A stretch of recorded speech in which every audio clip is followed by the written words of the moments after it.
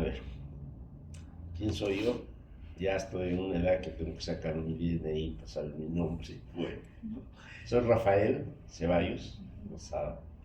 Nací el 48, así que ya estoy con 77 años para 78 años. Mi infancia la he pasado más o menos una vida entre campo y ciudad, con más gusto al campo que a la ciudad. No entendía para qué me mandaban al colegio. En colegio no he sido buen alumno. Es más, nunca me quitaban el último puesto. Y cuando comienzo a descubrirme es cuando postulo a la Universidad de San Agustín acá y entro en el segundo puesto. Éramos 4 que postulábamos. Era 2 muy buenos alumnos de los primeros puestos, otro del intermedio, puesto intermedio, y yo del último puesto. Ingresamos el del intermedio y yo del último. Y bueno, ahí entendí que algo mal andaba en el colegio.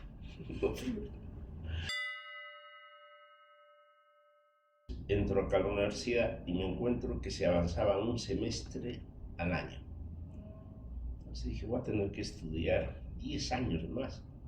Ah, no aguanto. Y se me presentó la opción de ir al Brasil. Y ya, ahí me fui a estudiar la carrera toda en el Brasil. Ya como estudiante me fue muy bien. Agarré el gusto porque también era otro tipo de enseñanza, donde no interesaba la memoria, porque los exámenes eran con todas las consultas que tú querías, y promovían mucho el trabajo en equipo. Entonces, armamos un buen equipo en que nos complementábamos. En mi formación de arquitecto fue de que los 2 primeros años es tiempo completo, desde la mañana hasta la tarde, o sea, almorzar en la misma facultad. Y a partir del tercero, las clases solo eran en la mañana, tenías que buscar trabajo en la tarde. No era fácil buscar trabajo. Y me acuerdo del primer trabajo que conseguí, a los 15 días me botaron, ¿no? Porque yo estaba conversando con alguien y venía el gerente de la empresa, yo seguía conversando, no tenía por qué cambiar de actitud. Pues eso, parece que no le gustó eso, ya pues. Ya en el segundo trabajo en el que me quedé, toda la formación, me llamó era uno de la arquitectura promocional que se trabaja con exposiciones, básicamente están exposiciones y paisajismo. Y me llamó el arquitecto dueño de la empresa y me dijo una cosa muy clara, que le gustaba mi trabajo, pero que tenía que hacer un proyecto por día. Esa era la condición. Y me fue re bien, porque mi único compromiso era el trabajo por día. Entonces no tenía hora para llegar, yo debía llegar a la 1, así que llegaba a las 4 a la hora del té. En la oficina siempre había la hora del cafecito, el té, ya llegaba a esa hora.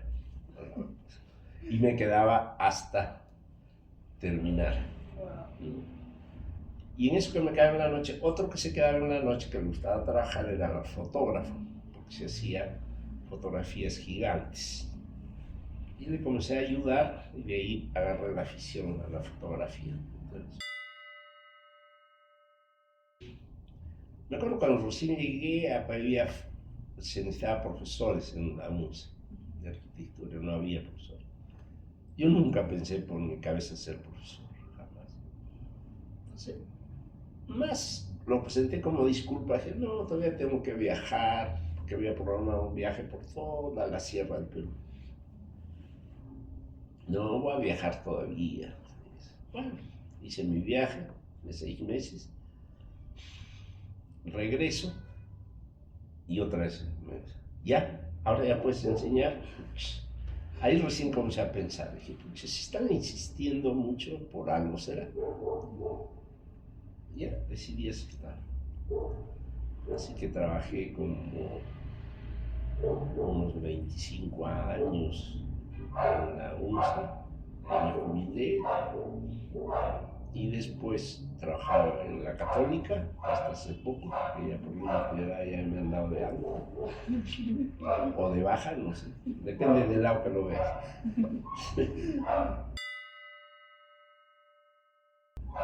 Y siempre he trabajado, mi trabajo ha sido de arquitectura, tanto diseño como obra.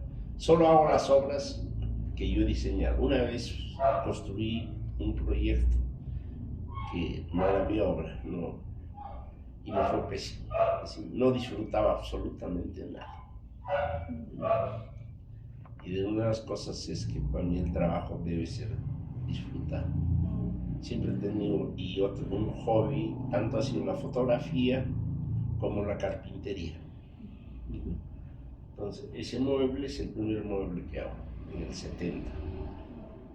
De estos muebles hice dos, que era uno para la oficina y otro para mi departamento, ¿no? Y el último que hago es este. Y este lo hago, encuentro un nogal que lo había conocido en mi infancia, tirado, talado, tirado, ya malográndose la madera. Y decido pues recuperarlo. Y hago desde las tablas y ya no hago carpintería porque he perdido el movimiento fino de mis manos. Las piedras, estas son las dos piedras más interesantes. Esta de acá, que es natural, las dos son naturales, ¿eh? No tienen modificación. Esta es de hace muchísimo tiempo y la otra tiene una historia triste. Hace muchos años un grupo de la Católica de Estudiantes fue a Chapi, a pie. Y se cansaron y decidió el grupo descansar, dormir. Y hubo uno que no, yo sigo. Y ese que sigue se pierde. Y lo encuentran al séptimo día, había muerto un día antes. Lo encuentran al séptimo día ya muerto. Se había ido por una quebrada en dirección al fiscal. Y ahí en esa, entonces su familia me contacta que querían hacer una capilla ahí donde lo encontraron. De ahí es esa piedra.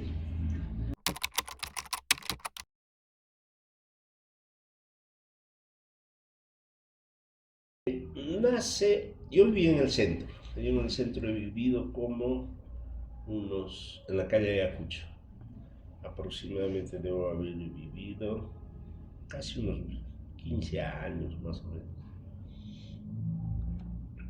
Muy cómodo.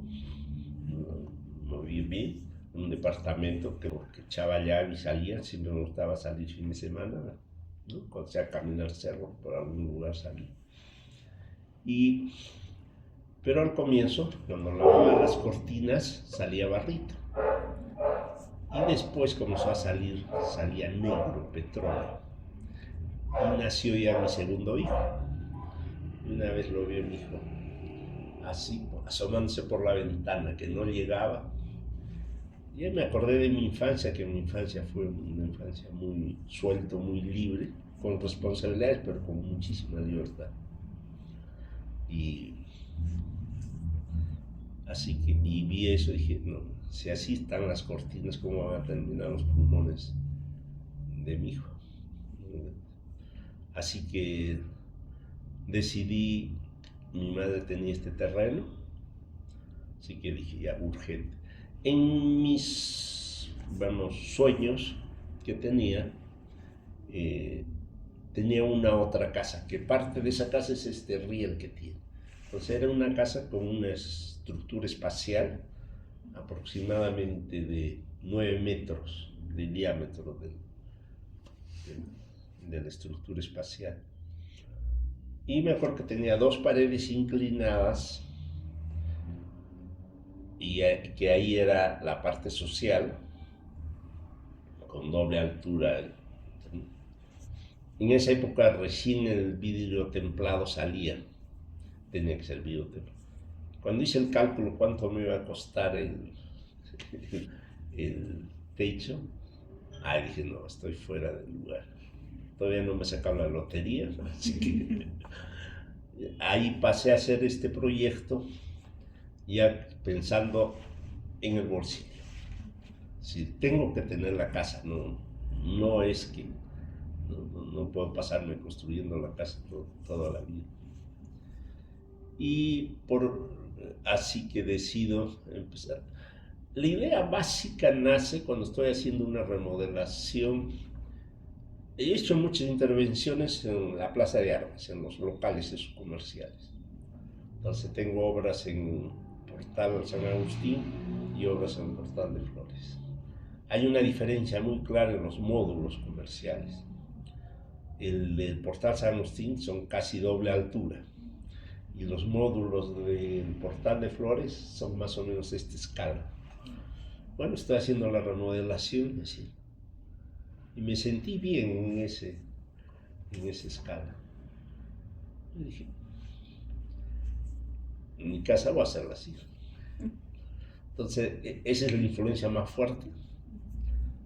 Y lo otro es ciertos conceptos de relaciones de la arquitectura japonesa.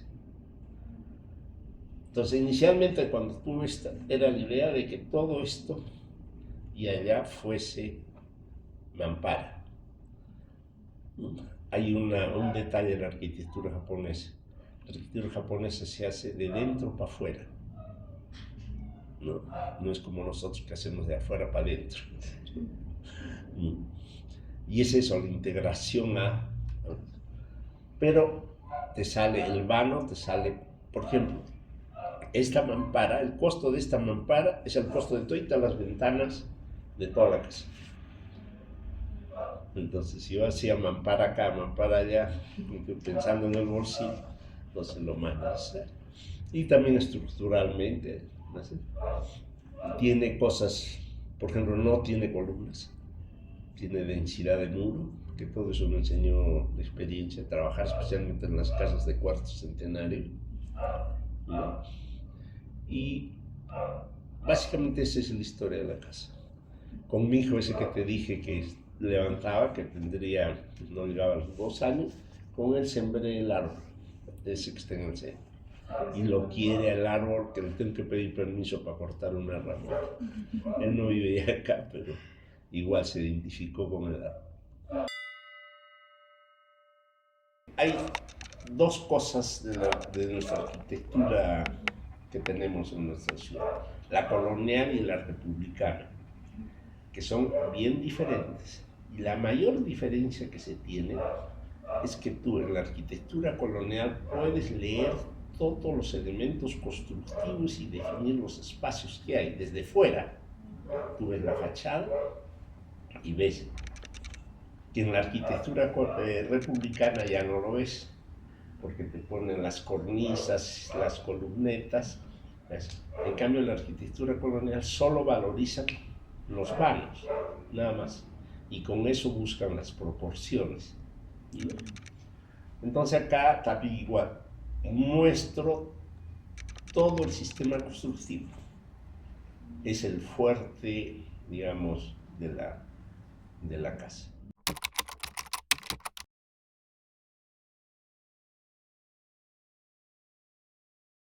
Yo básicamente busco satisfacer al cliente. No tengo estilo. Si tú miras una casa y otra casa, no relacionas en mis proyectos, que con otros arquitectos se ocurre. No hay. ¿Por qué? Porque yo trato de buscar a interpretar lo que quiere el cliente. Y hace poco me ha pasado una cosa bien agradable. Una señora me ha llamado a los 40 años a su casa, que tiene pequeños problemas. Yo ya ni me acordaba, en Tahuaycán, que tiene problemas de internet. Bueno, fui a la casa y he hablado con él. Lo que me ha gustado, que está satisfecha de su casa. Y me dice, uno de los problemas que tengo es que es muy caliente la casa. Y si ves también acá, la casa es Es una característica que tengo en todas las casas que tienen buen clima. Y le pregunto, pero si hubiese sido fría, no, ahí sí no la aguanta. La lavo caliente, por ejemplo, cuando me siento acá, tenía una doble altura, abro la puerta del baño, la otra puerta y corre aire. Con eso controlo, pero tengo que abrir en el día, tengo que abrir ventanas. Y los problemas que tenía eran básicamente filtración, porque los techos son techos ligeros, ¿no? Y en los encuentros, cosas, mantenimiento, había pequeñas filtraciones. Ese era el problema. Y bueno, y lo que me gustó mucho, que estaba muy satisfecha y orgullosa de su casa. Entonces, es eso, yo trato de hacer el proyecto para la persona. Es como cuando, yo no te puedo decir tú, hazme un traje y te hago traje lo que me guste a mí. Te vas a sentir incómoda. Yo tengo que saber qué es lo que le gusta al cliente. Quien tiene que sentir bien es el cliente, yo no. Les cuento ya como arquitecto. Mi oficina quedaba ahí en el centro, en la calle de Ayacucho. Y nos conocen con ese nombre, eso no trabajaba ahí, los ayacuchos. La cosa es que de repente llegan unos dos jóvenes con una bolsa, así como de costal, amarrada. Y me dicen, arquitecto, quiero que nos haga el proyecto de nuestra casa que mis papás van a construir en Alto Libertad. Mire, estos me van a pagar con patos o gallinas o cuyes, ¿qué traerán ahí? Me imaginé así, ¿no? Y me dice, de repente, sí, ya pues, les tomar asiento. Abre y me sacan una maqueta de su casa. Pero bien hecha, a escala, todo. Los dos estudiaban carreras técnicas, uno electricista y el otro no sé qué. Pero dos muchachos muy altos. Y su papá, los conocía su papá en obras que hacía, él trabajaba, no era maestro, era así un intermedio, operario. Bueno, estaba tan bien hecha que ya pues conversé con ellos todo. La cosa es que ni siquiera me daba el trabajo de dibujar. He agarrado la maqueta a los dibujantes, ya, ahí tiene el proyecto, dibuja. Ese ha sido mi mejor cliente que tengo. Ya he definido algunos detalles, cuestiones técnicas, todo. Ahí para que tengas una idea. Y he aprendido mucho de la gente popular, porque al comienzo trabajé mucho en Pueblo Joven, mucho. Y de una de las cosas que aprendí, dos cosas. Tienen que ser amplio y dos, no necesitan proyecto, necesitan un esquema de la casa. Porque ellos la intervienen, la cambian, hacen lo que ellos. Entonces ahí me encanta eso. Lo que ellos quieren es un esquema y cosas así increíbles. ¿Por qué nuestra arquitectura tiene tanta identidad? Nuestra arquitectura colonial, especialmente la colonial, yo la doy mucho más valor que la republicana. Entonces, lo que se tiene es una respuesta a la situación, ¿no? Primero, no tenemos muchos bosques, árboles, ni bosques donde puedan crecer los árboles rectos, pueden tener estructuras, techos de madera. Tenemos el barrio Mundillo, que lo heredamos, ¿no? Pero viene la población. Entonces, y yo conocí los casos. El otro aspecto es que Arequipa es una arquitectura, una respuesta muy austera. Por ejemplo, cuando he hecho yo calicatas en lo que era vivienda, encuentro que el piso de la época colonial es tierra compactada, nada más, con materia orgánica. Es decir, el piso era tierra, metían materia orgánica, vale decir, fibra vegetal, trigo, cebada, Se humedecía y se compactaba. Ese es el piso más antiguo que se encuentra. Después comienza a aparecer el piso empedrado. Internamente también se encuentra el piso empedrado. Ya después ya viene la República, que ya hay piso de madera y piso de ladrillo. ¿No? Entonces, no hay mucha riqueza digamos, que tú puedes traer de cosas de fuera, ¿no? Por ejemplo, en la República, las casas de madera, especialmente en la playa, y acá también muy poco, pero tú ves moviendo toda la costa, todo el litoral nuestro, norte, las casas son igual, de madera, eran importadas de Canadá y de Estados Unidos. Y podías escoger desde tu casita muy simple hasta tu palacete. ¿Y por qué se da esa facilidad? Primero, por el transporte marítimo que se desarrolla. Dos, había carga del sur para el norte, porque si iba al norte se cruzaba en esa época por México, no existía el canal de Panamá, todo lo que... Entonces los barcos necesitan traer carga. Entonces traen la madera, las casas desarmadas. Por eso hay tantas casas que puedes encontrar en toda la costa donde no hay bosque, que vendría a ser desde Guayaquil, vamos a llamarle así, hasta gran parte de Chile. Y son idénticas todas, ¿no? Ahí se da eso. Y es parte, y ya esas casas ya son parte de nuestra, ya tenemos, ya se han declarado, creo, zonas de conservación de estas casas de madera, que son de los 900 aproximadamente, un poco antes, un poco después. Y es eso, tienes que responder a tus condiciones. Por ejemplo, ahorita el muro de sillar, cuando yo construí esta casa, el sillar era más barato que el ladrillo. Ahora el ladrillo es más barato que el sillar.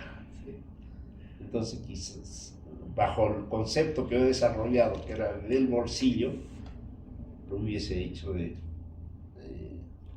ladrillo. Y justo uno de los últimos proyectos que he hecho, el anteproyecto, pero hasta la fecha hay problemas de papeleos que no salen.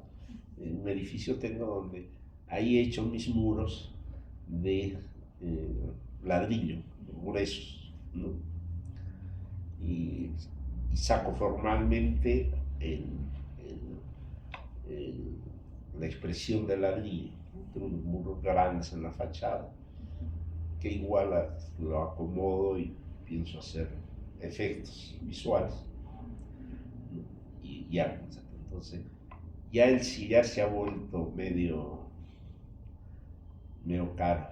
Y hice un trabajo en el salón parroquial de Yanaguara. Uno nunca termina de aprender, ¿no? Me acuerdo que ahí tenía para afuera ladrillo y para adentro sillar, porque el sillar trabaja muy bien en términos acústicos, absorbe, bueno, la cosa que decido. Doble muro, ladrillo afuera, sillar. De ahí el párroco, a la hora de construir, me dice, que salga más económico, partimos el sillar por la mitad en términos de eso, para que no salga una pieza. Yo le digo, pero partir el sillar nos va a encarecer por la mano de obra. No, la cosa es que en la enseñanza no hay problema, dice. Parto. Y en ese sentido de mayor longitud, acá, el sillar, como que la hebra está en ese sentido, con 3 golpes así en la costilla, ¡pap!, se parte. Y te da otra textura del sillar, te da una textura un poquito ondulada y suave. Y ha hecho muchos proyectos. Ahí, en el caso de eso, le he usado siempre la cara que viene de cantera. Pero ya en estos le he usado al revés, la parte que se parte. Y es una textura diferente, ¿no? Y ya, pues uno siempre aprendes. Y hay que estar, tu capacidad de observación siempre.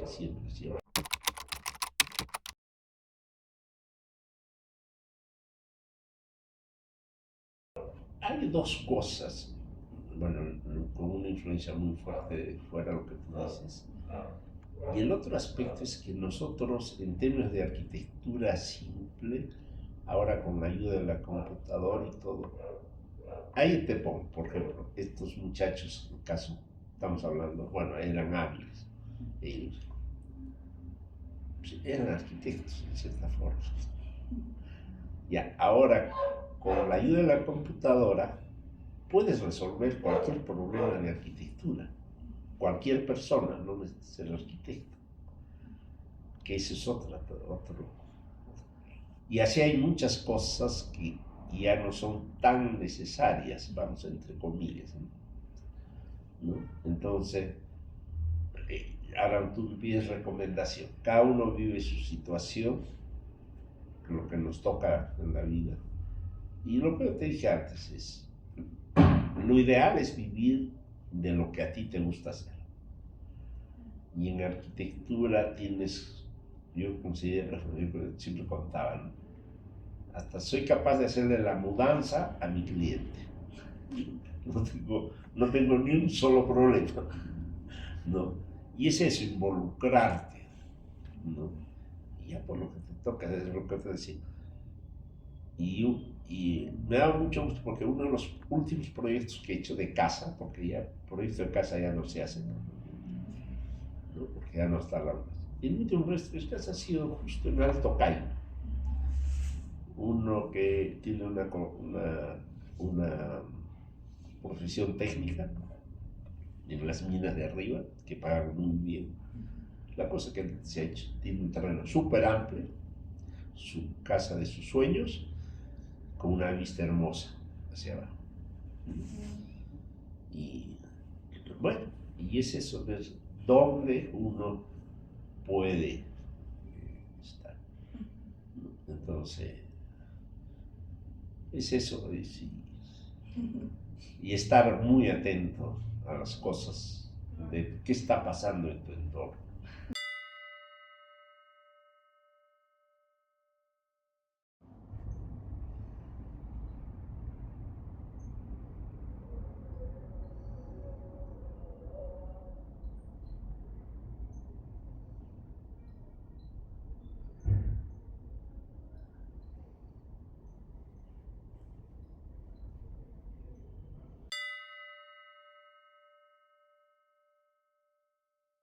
Ah, en, en vivir lo más intenso posible en la vida. Y eso es en que tenemos que trabajar para vivir y disfrutar del trabajo. Eso es básico, básico, básico. Porque si, no entiendo a esa gente que le es una pesadilla a su trabajo, y paso, y a veces debe sentirse re mal.